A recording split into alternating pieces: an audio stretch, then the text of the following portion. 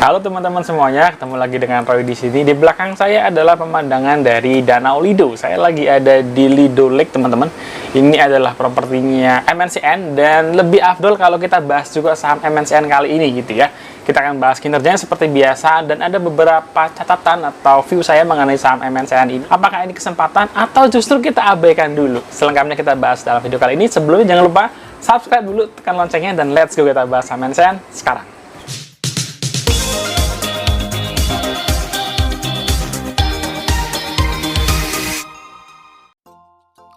Oke teman-teman, kita pindah ke layar monitor untuk membahas saham MNCN ya. Sebenarnya konten ini udah saya siapin dari minggu yang lalu pas kita jalan-jalan, tapi kemudian MNCN ngerilis laporan kuartal satunya, jadi saya pending dan saya update dulu. Seperti biasa, disclaimer on dulu bahwa konten ini sifatnya adalah investment research, bukan rekomendasi, dan kalau kalian mengambil keputusan harus melakukan analisa kalian sendiri gitu ya. Riset background. Apakah kinerja positif MNCN ya di kuartal 1 kemarin adalah awal kebangkitan MNCN gini ya? Karena saham mereka tertekan dari tengah tahun lalu gitu ya, sampai turun di sekitar 500 dan sekarang di 600-an. Seperti biasa kita start dari MNCN cepat saja karena perusahaan ini adalah perusahaan yang sudah mature, teman-teman pasti juga sudah tahu ya. MNCN menaungi RCTI dan teman-temannya adalah perusahaan TV, ya, bukan hanya yang free to air tapi juga yang digital. Ya, mereka mendevelop baik itu aplikasi, website, konten-konten di TikTok, YouTube, dan lain sebagainya. Mereka sudah mengkonsolidasikan aset-aset digital itu ke dalam perusahaan yang namanya MSIN, sekarang jadi MNC Digital Entertainment. Jadi ya semua yang berkaitan dengan aset digital dan rights-nya itu ada di MSIN ya, di tahun lalu apa 1,5 tahun yang lalu gitu ya. Dan kita perlu tahu bahwa meskipun MNCN ini menuju ke digitalisasi, tetapi pendapatan iklan TV-nya masih yang terbesar gitu ya. Ini ada kaitannya dengan insiden analog switch off kuartal tahun lalu gitu ya, yang membuat saya juga sedikit bertanya-tanya. Apa saja sih isinya grup MNCN ini? Ya pasti RCTI ya, Indonesian Idol, MasterChef, dan lain-lainnya. Ada juga yang menaungi MNC TV, iNews TV.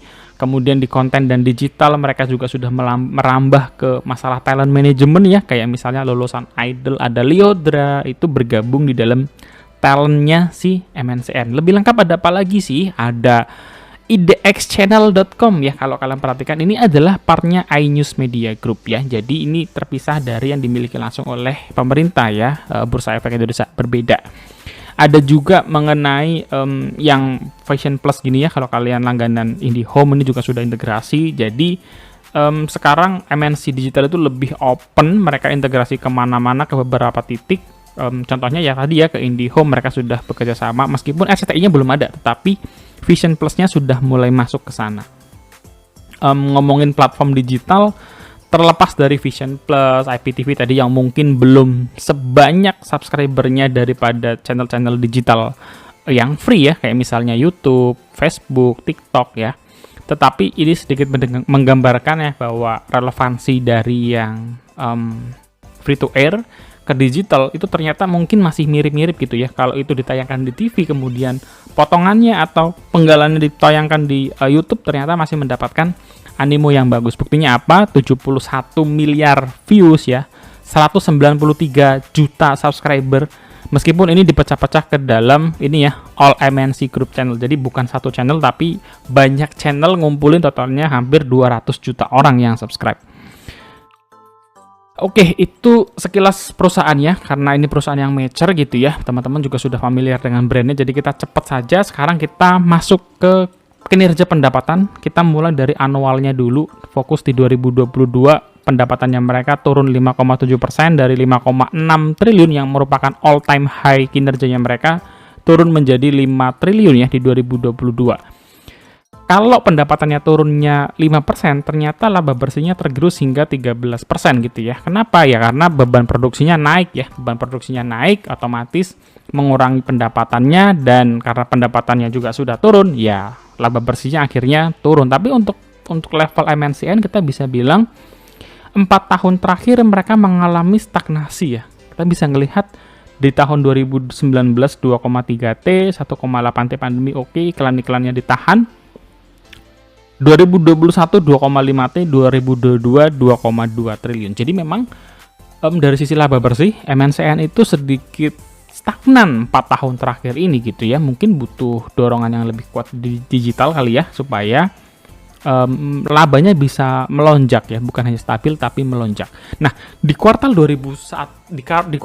2023 yang menarik adalah ada pergeseran, ada perbaikan kinerja lah ya, ada perbaikan kinerja.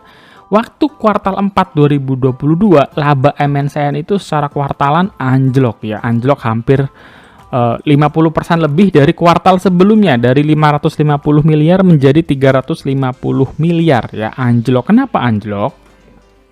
Ternyata ada masalah mengenai analog switch off ya. Analog switch off ini kalau teman-teman ingat di kuartal terakhir tahun lalu itu ada masalah mengenai matinya channel-channel analog di Jabodetabek ya. Ini sebenarnya sampai Pak Haritanu itu benar-benar protes, mengambil langkah hukum kalau nggak salah ya.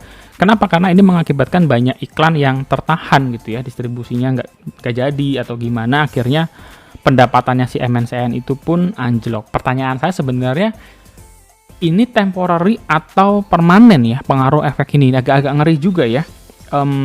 Saya memutuskan untuk wait and see dulu gitu ya mengenai saham MNCN ini, karena posisinya sedang ada analog switch off dan transisi digital lainnya, tapi akhirnya saya mulai melakukan cicil beli gitu ya ketika dia sudah di harga-harga 500-an. Menurut saya salah satu yang lowestnya MNCN dalam 10 tahun terakhir, dan ternyata itu terkonfirmasi di, kita mundur lagi di kuartal 1 2023, total pendapatannya mereka naik lagi teman-teman ya, naik menjadi 2,4 triliun. Memang ini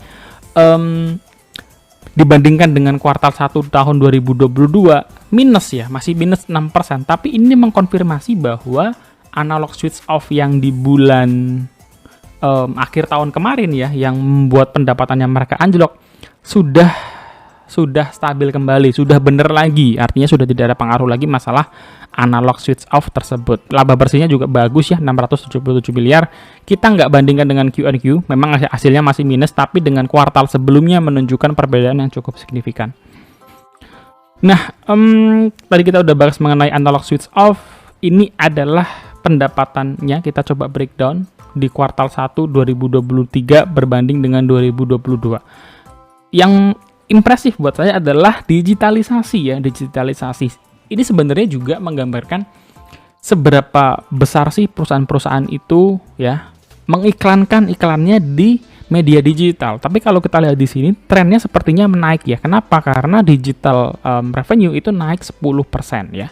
Jadi advertising dari digital naik 10% meskipun ya komposisinya diambil marginnya, diambil komposisinya minus 12% di segmen non digital. Artinya segmen utamanya mereka minus 12%, tapi digitalnya naik 10% ya. Jadi ya sebenarnya kayak tukeran posisi aja, tapi sebetulnya yang kita ekspektasikan adalah digital advertisement itu makin besar kalau bisa sama besarnya dengan yang non digital ya. Itu salah satu skenario yang ada di dalam bayangan saya mengenai saham MNCN ini.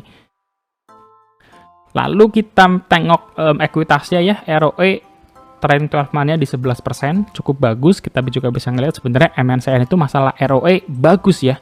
Dari 9 triliun di 2017 sekarang sudah di level 19,9 triliun, hampir 20 triliun. Jadi sudah naik 100% ekuitasnya. Dari sisi liabilitas juga ini perusahaan yang sangat sehat ya. Hanya 0,1 untuk DER-nya. Jadi kalau kita lihat utang berbandingkan dengan ekuitasnya sangat-sangat kecil. Bahkan trennya cenderung menurun ya. Jadi ini sangat-sangat bagus. Kalau untuk sisi profitability bagaimana? Kalau profitability ya 5 tahunan terakhir kita bisa lihat 22%, quite good ya. Rata-rata GPM-nya juga di level 50-an%. Nah, untuk pergerakan harganya sendiri seperti tadi yang kita singgung di awal, setahun terakhir mereka sudah turun 41%, dalam ya 41% ya, hampir 50%. Ini masih di harga-harga yang bawah, belum saya update lagi, tapi kurang lebih kalaupun berubah hanya mungkin sekitar minusnya di level 30-35%. Dan masalah dividen, mereka terakhir kali bagi dividen di tahun 2021, itu pun dividennya hanya 8 perak ya, sangat-sangat kecil. Oke, sekarang kita cek mengenai valuasinya ya. Pertama, kita membandingkan dengan min price earning-nya ya. Ini gambarnya saya ambil ketika harga MNCN di 590, sekarang MNCN mungkin di sini ya 650-an, tapi masih sama kalau kita menggunakan garis biru ini sebagai garis under value, maka dari PI 5 tahun, valuasi MNCN saat ini masih di bawah garis under value-nya ya, di kisaran 850. Kalau kita menggunakan metode yang lain Bang, misalnya EV to EBITDA gitu ya, atau PBV.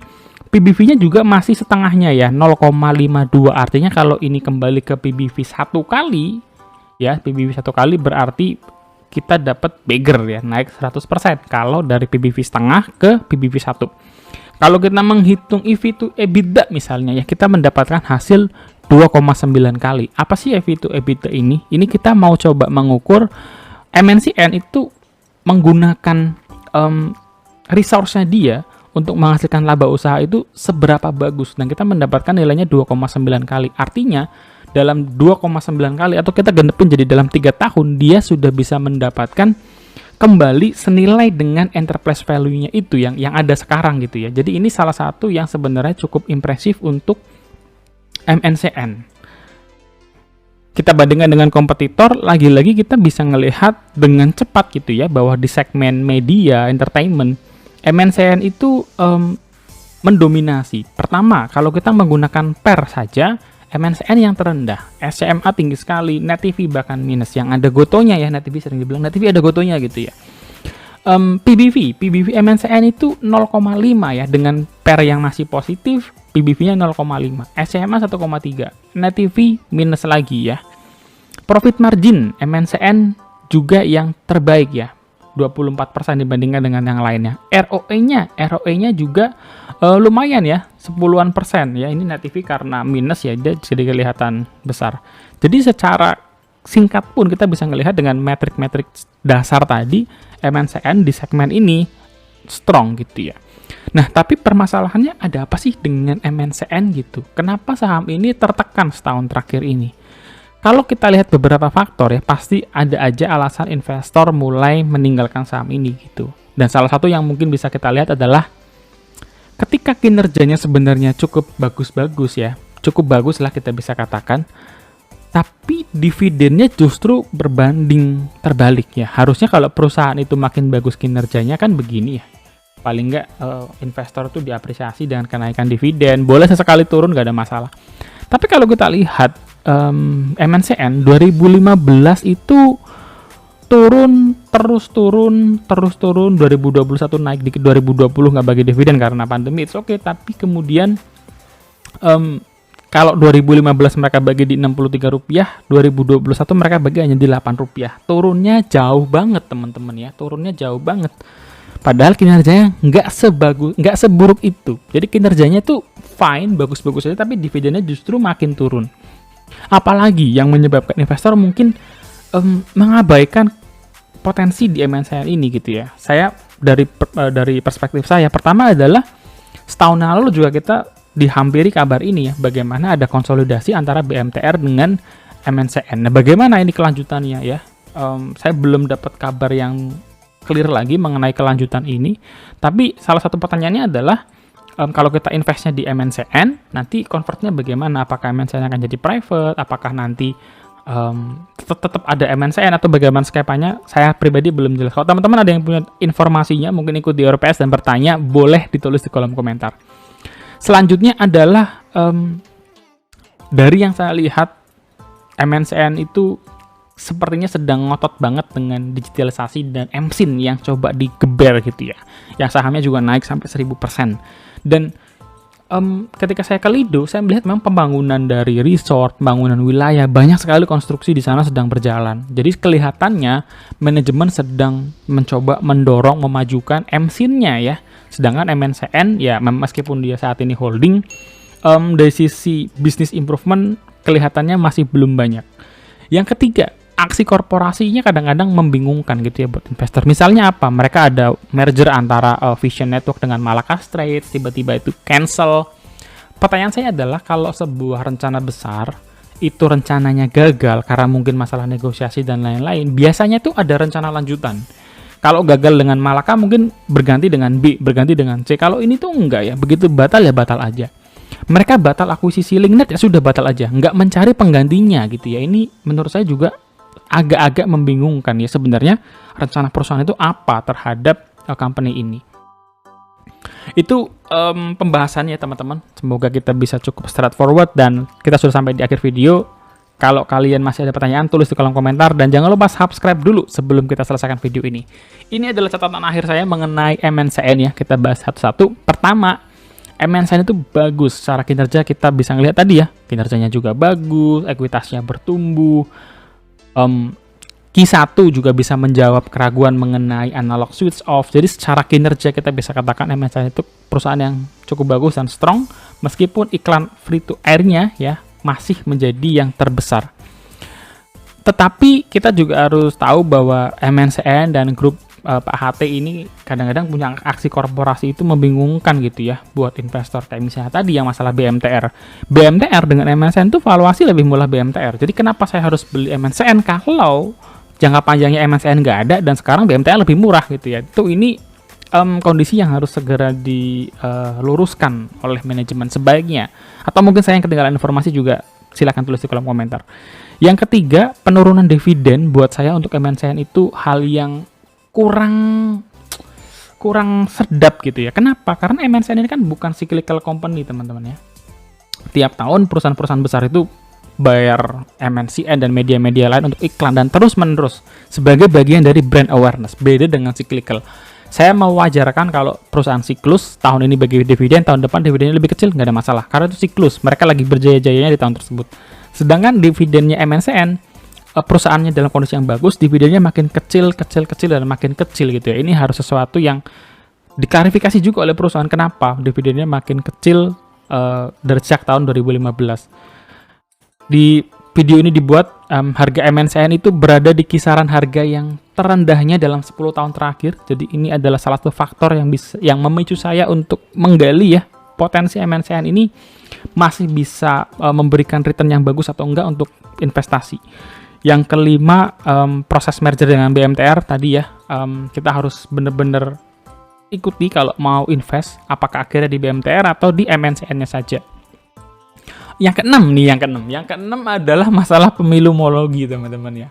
Saya sebenarnya nggak ngurusin masalah molomologi gini ya. Dulu awal-awal pandemi itu ada Yusuf Mansur mologi, ada Kaesang mologi, banyak banget mologian saya nggak peduli, nggak ngikut-ngikutin.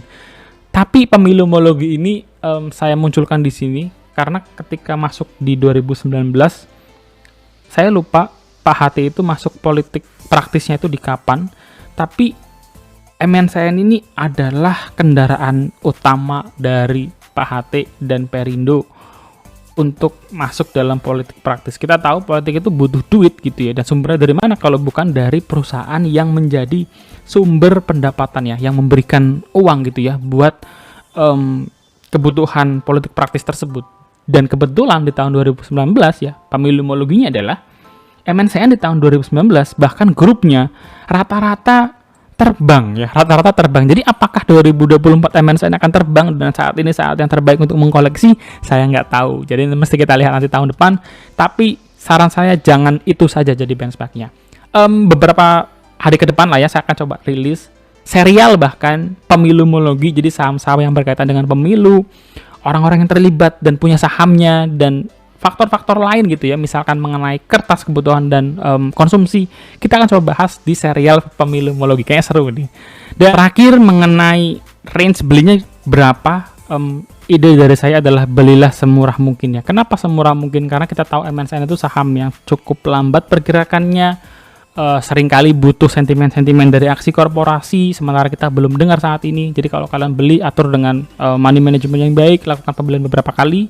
Sekarang harganya di 650-an, menurut saya belum beda jauh sih. Saya biasanya kalau entry sudah naik 10-15% gak ada masalah, saya tetap entry supaya bisa memonitor sahamnya gitu ya, ketimbang nggak punya cuman ada di watchlist, seringkali kelewat. Jadi range ini yang menurut saya paling the best idealnya. Saya pun startnya di area ini, dan ketika masuk 600-an, setelah konfirmasi harganya ya, konfirmasi kuartal satunya naik, saya juga masih melakukan pembelian.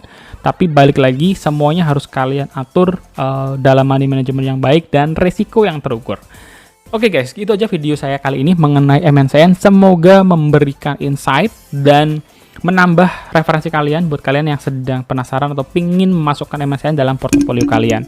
So, sampai ketemu guys di next video. Jangan lupa untuk subscribe, share, like, dan kita bisa diskusi bareng di kolom komentar. See you in the next video. God bless you. Bye-bye.